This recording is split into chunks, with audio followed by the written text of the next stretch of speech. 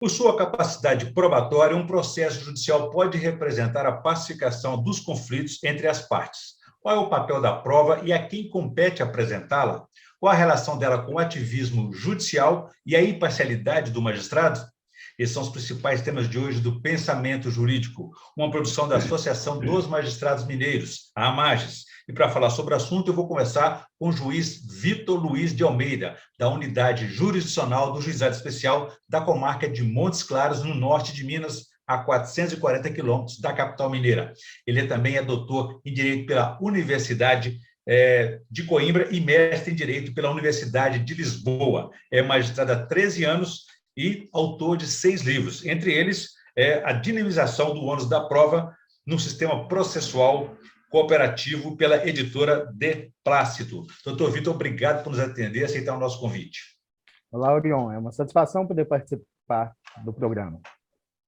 E a você que nos acompanha, por favor, inscrever-se no canal da Amages no YouTube, enviar suas sugestões e comentários que serão muito bem-vindos. Doutor Vitor, gostaria de, inicialmente, que o senhor estabelecesse para a gente a diferenciação entre essa distribuição estática e dinâmica do ônus da prova e como que essa diferença pode onerar uma das partes e até as duas partes ou mais. Bem, Orion, com base na regra tradicional, né, cada ordenamento jurídico ele estabelece normas sobre o ônus da prova, que é um instituto muito importante porque a pessoa tem que fazer a prova para demonstrar a verdade dos fatos com relação às suas alegações e, com isso, tentar convencer o magistrado para ter uma sentença que lhe seja favorável. A regra estática, ela traz que caberá ao autor fazer prova dos fatos constitutivos do seu direito e ao réu dos fatos modificativos, extintivos ou suspensivos do direito do autor. Mas, muitas vezes, no caso concreto, existe uma dificuldade probatória, seja do autor ou seja do réu, em fazer essa prova que lhe é determinada pelo ordenamento tradicional. E, em razão disso, surge o Instituto da Dinamização do ônus da prova, tentando viabilizar melhor essa situação em casos concretos.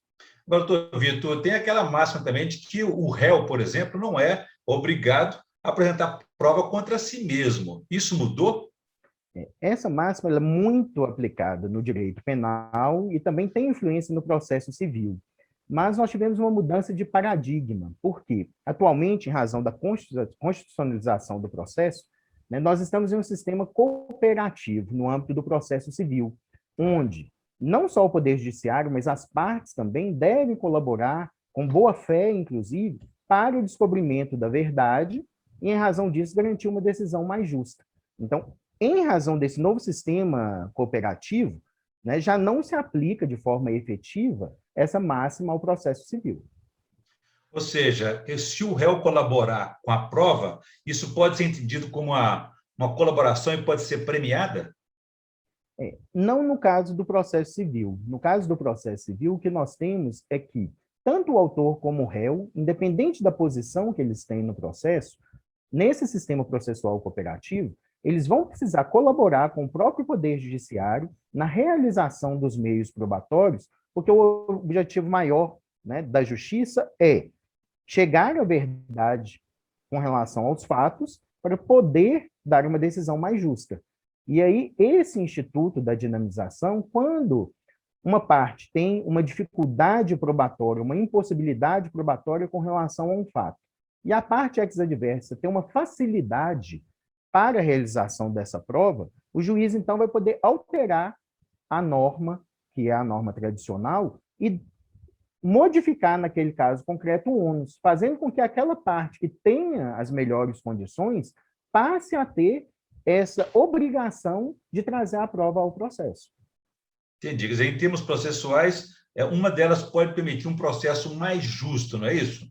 O objetivo é esse, é garantir para que as partes do processo, independente da sua posição como autor ou como réu, elas tenham a possibilidade de exercer de forma efetiva o princípio do contraditório como poder de influência, de ter garantido a igualdade substancial com relação à proposição e à realização das provas e agir de boa fé. porque isso, dentro desse sistema cooperativo, vai gerar um processo com um número maior de provas, que vai propiciar ao juiz uma análise mais efetiva sobre a verdade dos fatos, consequentemente, uma decisão mais justa, que atinge melhor a pacificação social. A prova, ela tem um papel importante, mas ela não pode ser também definitiva, porque uma das partes pode estar até mais organizada, ou seja, a prova, então, pode até induzir a um resultado que não seria o mais justo. Tem sentido? Tem sentido. E é exatamente nesse patamar que a teoria é muito importante.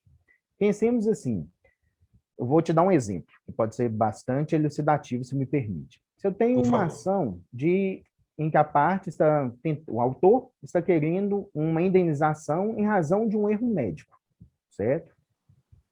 De acordo com a regra tradicional, o autor ele tem que comprovar o seu direito, os fatos constitutivos do seu direito.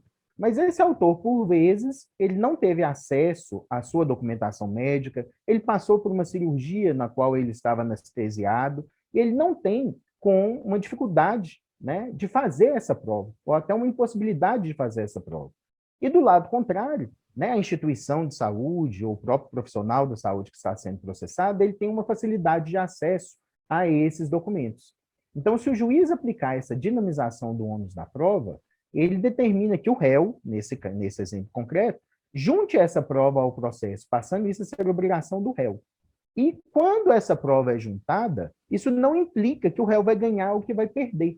Por quê? Porque o juiz vai analisar essa prova juntamente com o restante das provas que foram apresentadas ao processo para aí chegar à sua conclusão. E aí desenvolver o seu raciocínio para a sua decisão. Então, na verdade, assim, a efetivação do instituto não quer dizer que a pessoa, né, ou a parte do processo que está tendo dinamizada, ela vai perder o processo. Por quê? Porque ela pode trazer ao processo a prova e demonstrar de forma eficiente a sua alegação. O objetivo é só que evitar que aquela parte que tem a prova não traga essa prova para o processo por mera estratégia processual, tendo em vista que a prova daquele fato, diante da regra tradicional, cabe à parte ex-adversa. Ou seja, no momento em que ele apresenta a sua própria defesa, ele pode até se comprometer, embora não seja obrigado a apresentar provas contra si mesmo. No caso do médico, por exemplo, do hospital, não teria interesse algum em se manifestar culpados, né?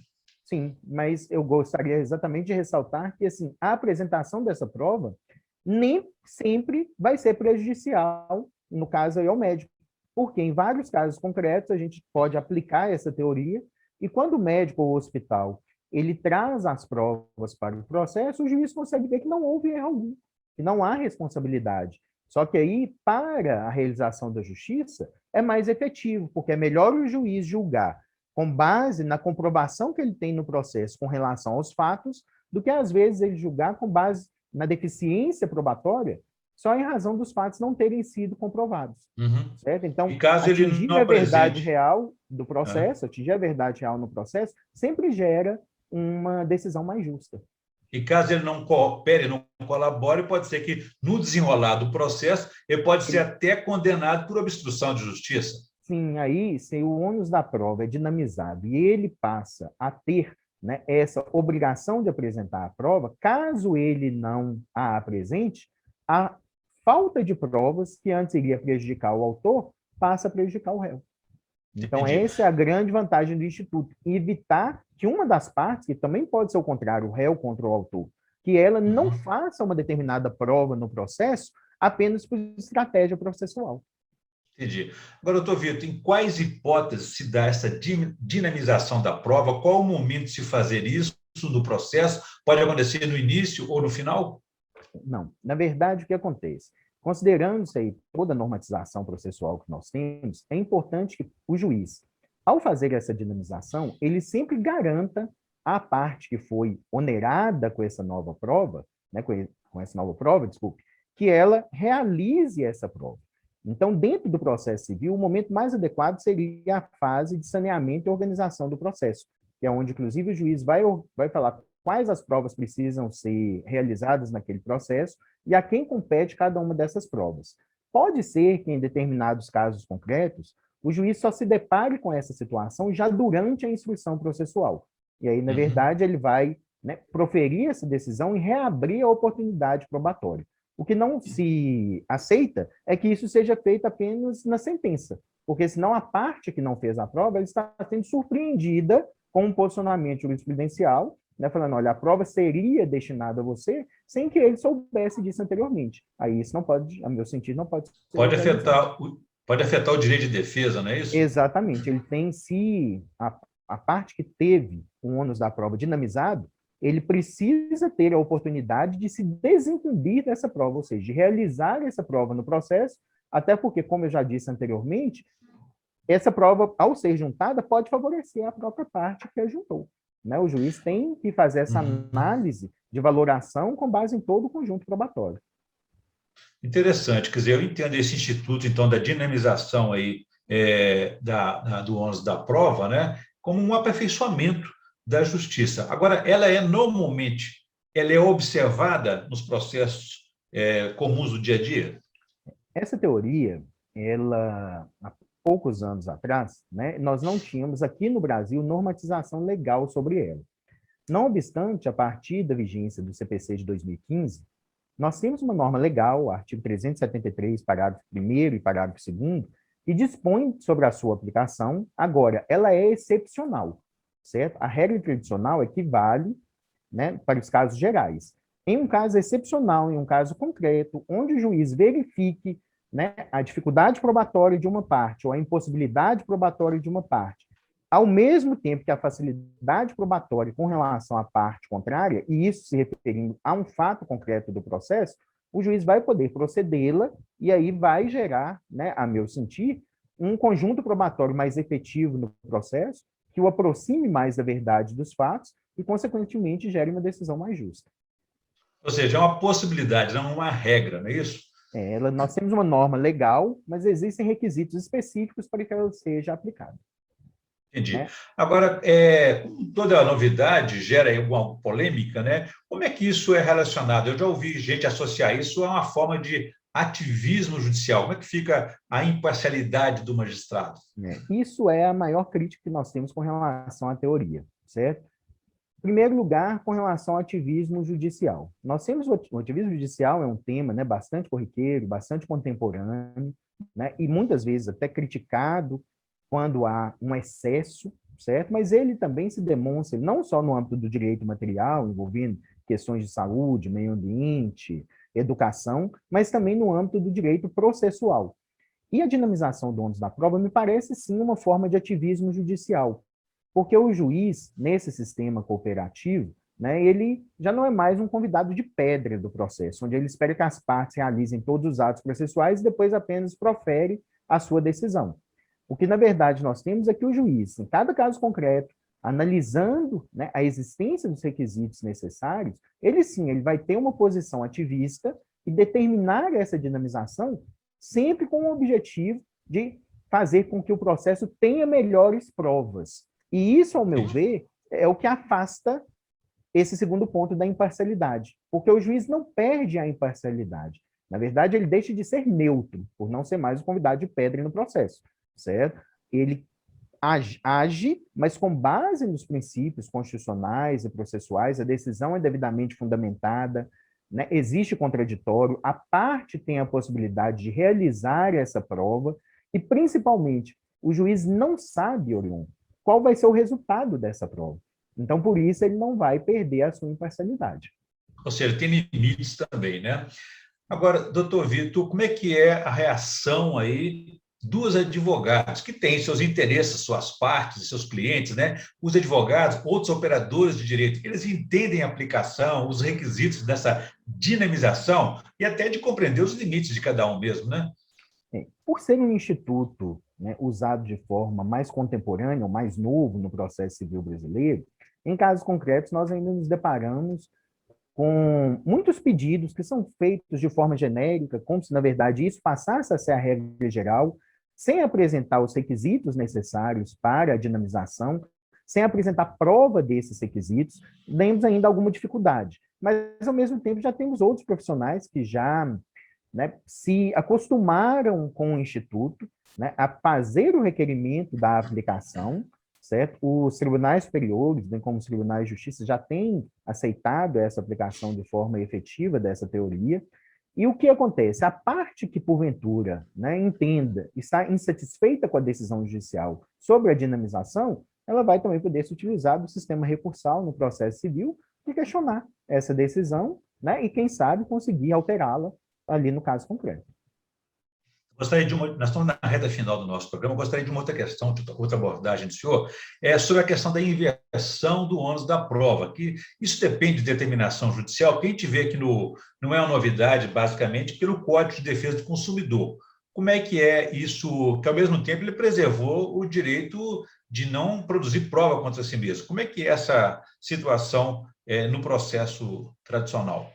A inversão do ônus da prova, né, é um outro instituto, digamos, até próximo da dinamização, porque, digamos, ambos são espécies de um gênero que nós podemos identificar como modificação do ônus da prova, certo? A dinamização tem aspectos específicos, requisitos específicos, e a inversão do ônus da prova também tem outros requisitos. A principal norma que fala de inversão do ônus da prova é o artigo 6º, inciso 8º do Código de Defesa do Consumidor. Mas é muito importante que as pessoas entendam que, em cada caso concreto, o juiz analisa a presença dos requisitos, seja da inversão ou seja da dinamização, antes de decidir se vai deferi-la ou não. E em todos os casos, o juiz, após proferir essa decisão, garante oportunidade à parte para que possa se desincumbir desse ônus, né? Para que ela possa realizar a prova com relação à qual ela passa a ter, digamos, a obrigação, né? Porque o errado, né, o não técnico, seria, na verdade, o juiz decidir, assim, apenas a sentença, surpreendendo a parte, que até então está baseada nesse sentimento de não fazer prova contra si mesmo, então ela se mantém inerte, porque o ônus probatório é da parte ex-adversa, ela não poderia ser surpreendida na sentença com esse posicionamento, sob pena de, inclusive, violar o princípio do contraditório, o princípio da ampla defesa, que são constitucionalmente garantidos. Uma última questão, doutor Vitor. Hoje busca-se muito e afirmativamente a conciliação, mas também o processo judicial deveria também, ou pode ser, essa formação de pacificação de um conflito. Como é que as duas coisas se convergem? Nós temos o seguinte, dentro do procedimento, né, do processo civil, nós temos uma fase específica da conciliação e da mediação, que hoje, inclusive, ela se realiza antes mesmo da juntada da contestação do réu, certo? Então, nós temos uma possibilidade inicial de realizarmos essa conciliação e essa mediação numa fase específica, bem como durante as outras fases do processo, havendo a possibilidade, o juiz também deve fomentar isso. Mas nós sabemos, né, a conciliação e a mediação, gerando aí um acordo no processo, nós sempre entendemos que isso é um meio de pacificação social muito efetivo, né? Por quê? Porque ninguém sai totalmente satisfeito, mas ninguém sai totalmente insatisfeito também. Então, a probabilidade de o litígio continuar, ela é menor. Mas nós estamos numa sociedade muito litigante, né? E sabemos que em número elevadíssimo de processos, não há essa possibilidade de realização de acordo entre as partes, em que pese as possibilidades processuais para tanto. Então, nesse ponto, é importante que, para ter uma decisão mais justa e que possa atingir de forma mais efetiva a pacificação social, que o processo tenha um conjunto probatório mais efetivo, de forma a favorecer, né, a atuação do juiz na análise daqueles fatos concretos, na análise da comprovação daqueles fatos que são discutidos nos autos, para que depois ele possa fazer a subsunção desses fatos às normas e gerar uma decisão que seja mais justa, mais devida, que é o que, inclusive, é o objetivo do nosso ordenamento jurídico constitucional. Ok. Se não foi possível buscar a pacificação pela conciliação, esse novo instituto permite essa pacificação por meio do processo judicial com essa dinamização da prova, Exatamente. né? Isso. Muito bem. Doutor Vitor, nós estamos, então, na reta final, naquele momento em que a gente pede ao nosso entrevistado, à nossa entrevistada, para fazer indicação de leitura. E gostaria de, aproveitando esse espaço, para que o senhor falasse também do seu livro, que é fruto de uma tese de doutoramento. Por favor. Tá. Eu vou falar, então, primeiro do livro. Tá? O livro é esse daqui, A Dinamização do Ônus da Prova no Sistema Processual Cooperativo, que foi lançado agora em junho desse ano pela editora De Plácido, tá?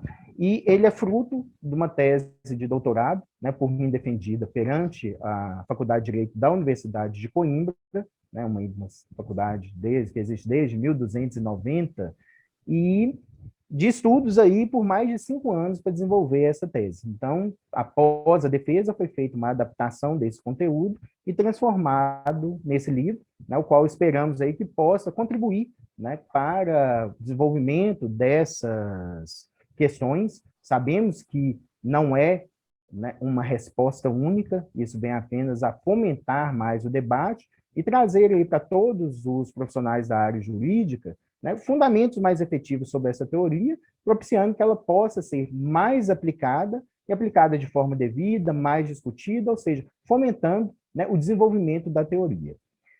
Para além disso, né, indicação com relação a um outro livro, eu vou me permitir de indicar um livro que não é da área jurídica, Orion, tá? Por favor. Que é o Sapiens, tá? Uma breve história da humanidade, né, que aí tem a autoria do Yuval Noah Harari, que é um professor do Departamento de História da Universidade Hebraica e que é doutor em História pela Universidade de Oxford.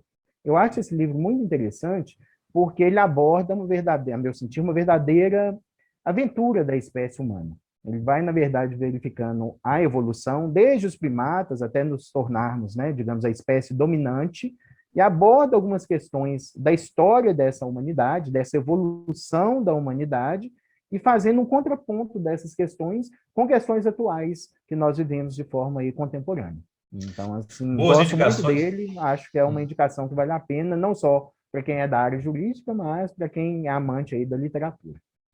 Boas indicações, com certeza, uma buscando o aperfeiçoamento do judiciário, da justiça, o outro buscando o aperfeiçoamento da vida humana nessa terra amada e sofrida. Muito bem, eu conversei aqui com o juiz Vitor Luiz de Almeida, da Unidade Jurisdicional do Juizado Especial da Comarca de Montes Claros, no norte de Minas, falando aí sobre o seu livro e que foca a questão da importância da prova, do papel da prova no processo judicial e a quem compete apresentar a sua relação com o ativismo judicial e a imparcialidade do magistrado, abordando aí a respeito do seu livro, a dinamização do ônus da prova no sistema processual cooperativo. Doutor Vitor, muito obrigado pela entrevista, foi um prazer falar com o senhor aqui. Obrigado, Leon, estou sempre à disposição. A satisfação foi minha em participar. Muito bem, a você que nos acompanhou até aqui, você pode ver e rever esse programa no canal da AMARS no YouTube, nas redes sociais e também no site da associação. Ficamos por aqui. Obrigado e até a próxima.